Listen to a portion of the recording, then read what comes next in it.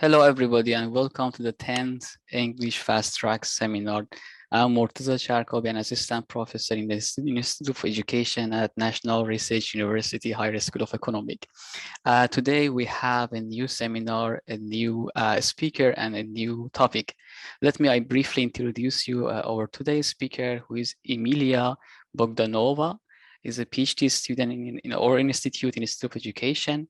And the topic of today is characteristic of educational environment as a factor in the development of adolescent autonomy.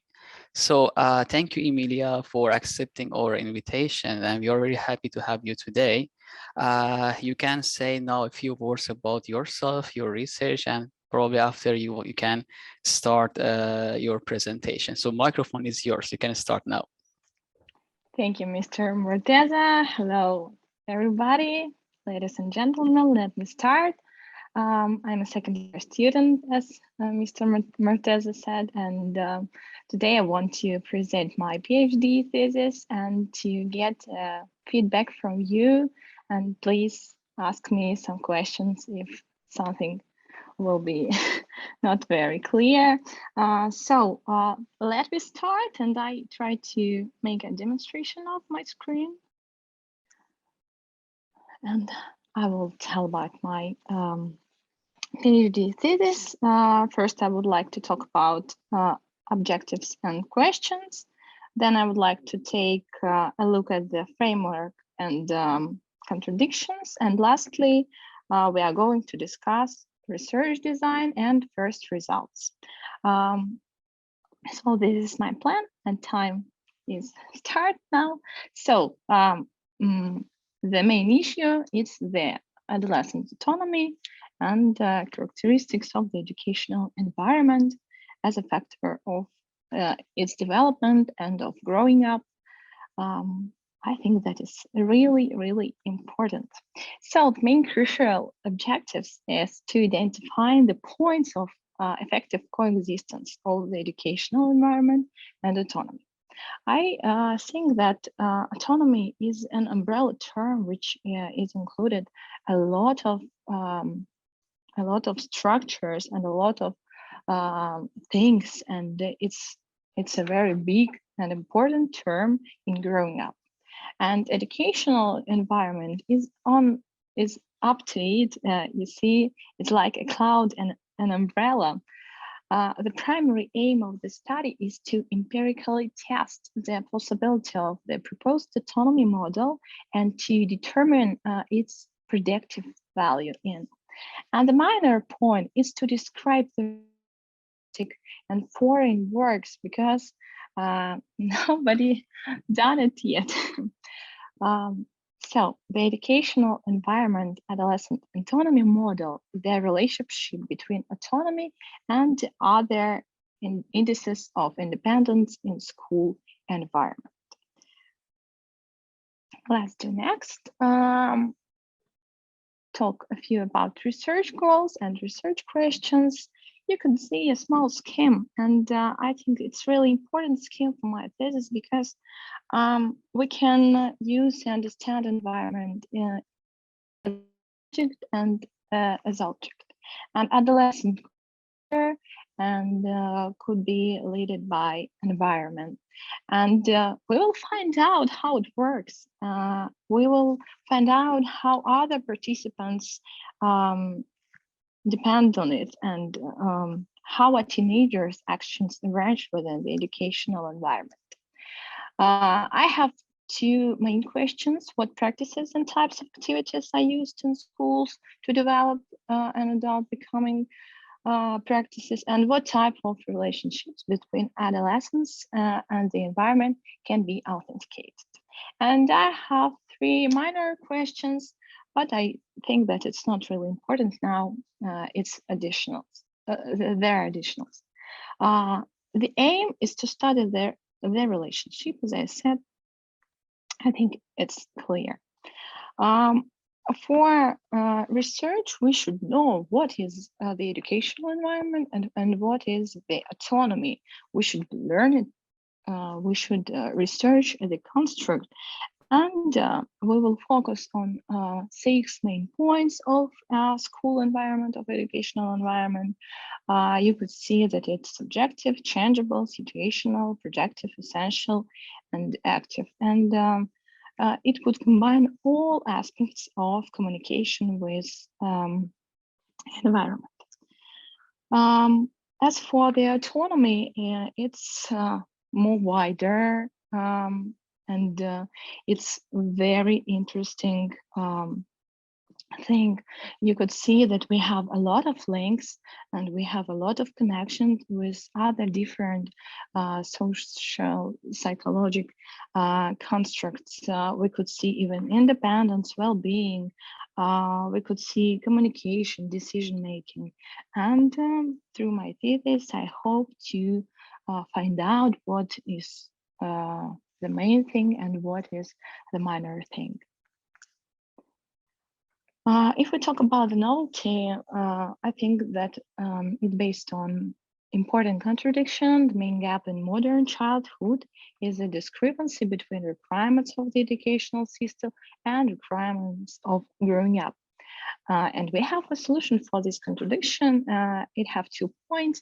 We want to identify the algorithm of successful practices of autonomy, maturation in the educational environment, and to develop conceptual provisions of psychological and pedagogical analysis of teenager autonomy in modern organization in schools, in Russian schools especially. And I have 4 points for hypothesis. There are latent dimensions of adolescent autonomy. It's possible to integrate several autonomy theories. You could see previous picture and generate new research discourse for this issue. And the educational environment is an underestimated subject of growing up. Brief view for the conceptual framework, because it's really important. And now we could see that modern world go from comfort to the discomfort, and we are going from stability to volatility. And of course, educational context is based on this framework. We have a lot of problems in Russian schools. We have a lot of benefits in Russian schools, and we will analyze it through this framework, through this context. For example, new levels of motivation or formative assessment practices and stuff like this. If we are talking about the methodological framework, we will based on different constructs, because we haven't got very convenient instrument for this, and we will base on big longitudinal research, TREC. We will based on some of questionnaire and some kind of analysis, for example, confirmatory factor analysis as an educational environment, adolescent autonomy model, and Spearman's rank relation coefficient. It will approve stable relations between the independent growing up and school environment interaction practices. But I hope that I will develop something new based on this. If we are talking about research design, we should focus on sampling frame, because and on data collection, because it's very important. Now we have only exploratory stage. We asked 15 experts and 150 students and have some data based on it. This year I am doing quantitative state schools research, and we will get a big part of data. We will have semi-structured interviews, we will have surveys, and we will get from it assessment scales. And based on it, we will make some analysis and correlations. The empirical test of the thesis theoretical model involve 3 big steps. First, it's representing attitudinal attitudinal and functional autonomy. Second step is a study for exploratory analysis. And the third step is confirmatory factor, where we will test the validity of initial structures. And now I'm second year student, as you know, and of course I have first results. First of all, we know that adolescent autonomy includes more than 38. It was a, and I think it's very important for theoretical part. The appropriation of the school environment allows teenagers to feel like an adult. We have make descriptive analysis of school practices, and we have find out this part. And we could see that strong adult supervision doesn't allow children even to think that they can be autonomous. We analyze a lot of practices, and we could see that our teachers in our school even give an opportunity, can give an opportunity to our students to feel self-confidence and autonomy. So I suppose that I can finish here, 11 minutes, as I could see. And please feel free to ask me. Thank you. Thank you very much, could make. Emilia, for sharing with us a nice picture of your research study. So I appreciate it. I think this is the time that we can move to the next section, which is about the question and answer. I myself actually have a few questions, but I prefer to start with my colleague question. So just before we ask colleagues to ask their question, I would like to say that there are a few ways that you can ask your question. The first way is to turn on your camera and ask directly your question from Emilia.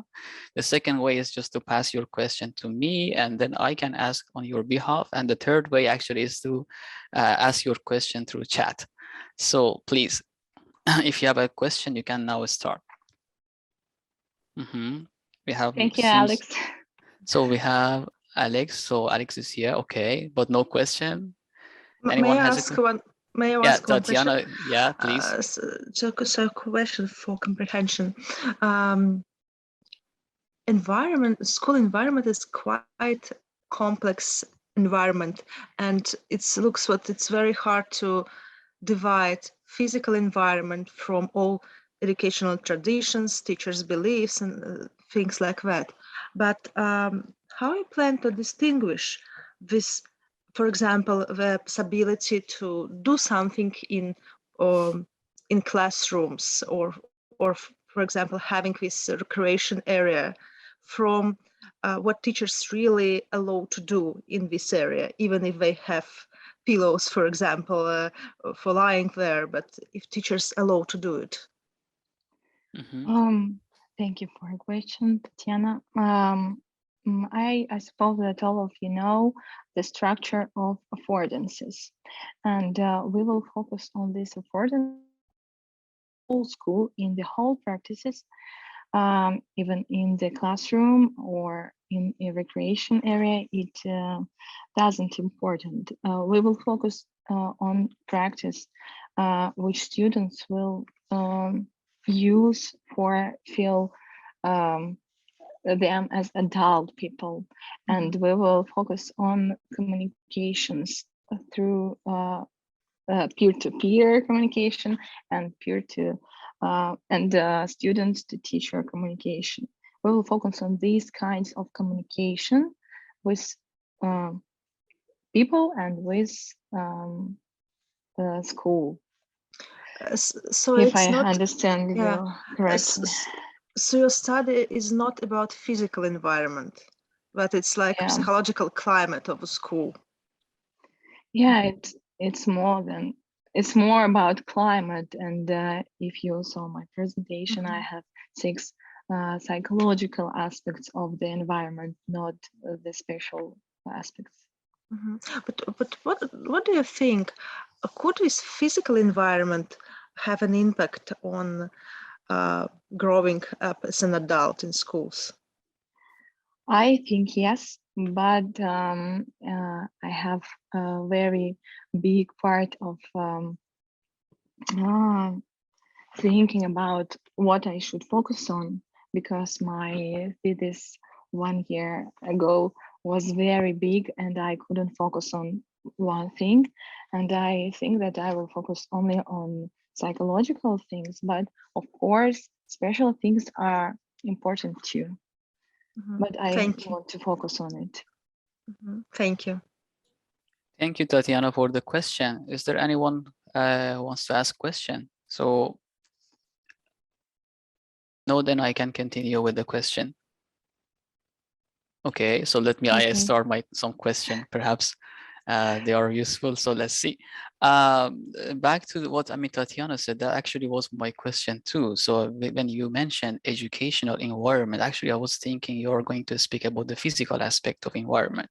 So probably you can, change a little bit the terminology, to use like psychological climate of educational environment or something like that. So this is something remain to be checked with your supervisor. But this is actually missing, I feel. And one of the question actually I have is about age. Do you think that this association that you are hypothesizing between educational environment and autonomy of adolescent, is it only established in early age children, or also it can be used, for example, for like say young adults or university student? So what do you think about age can play a role here? Yes, of course, age play a role here because it's based on biological, even because we will focus on teenagers from 12 to the 18. Okay. Yeah, that's the focus of your study. This group. Yeah. Great. And also I saw in one of the slides actually you presented was something like a network analysis. So can you please share that one with us again? Because that was interesting, but I did not understand exactly. So what kind of analysis was used for that? I think was the first, second, or third something. Oh yeah, that one. Yeah. Yeah, right. So could you please say, what kind of analysis was used here? Is it network analysis? Yes. Yes, it is a network analysis from the WOS system, WOS system, and it shows all correlations among all articles, all books, which authors use for explain what is autonomy and agency is. Right. So exactly, I have a comment here. It might be useful for you. So, again, back to what Tatiana mentioned before. So, sometimes the effects are mixed, especially when we are talking about the causes. So, for example, when you talk about autonomy of children, let's say, so there are several important factors that can influence the children autonomy at the same time. One of them is a school environment. Let's say psychological school environment. The other factor is psychological family environment. Okay. So that was something that we should try to differentiate them from each other, because autonomy, let's give you an example. How many hours a student stay in a school? 4 hours, 5 hours, and how many hours is staying at home with family? Yeah, so you see, so that's the point. So this, you should be able to differentiate exactly those factors that really play an important role in forming, shaping the autonomy of children, and they are not actually considered in family situation. So this was use kind of network analysis and collect data also about the family situation, and then you can see that using this network analysis, you can see which family factor, or for example a school factor, they have more important role in shaping the autonomy of children. So this is a very useful way to understand it. One more thing actually I wanted to add before I finish my question is about personality traits. So, personality is always important in motivation. And I think that because it is about how we see the things. So how we see, for example, the climate of family, how we see the climate of a school. As such, I also would like to say, please consider this point. It might be added, I don't know, in your current study or in your future study, but please consider it because that's going to be an important thing influencing your result. No more question I have, but let me check if people, do you want to say anything, Emilia, about what I said? Thank you for your comments. Okay. Of course, I know that it's very important to focus on this thing, and I'm doing it. I'm in process.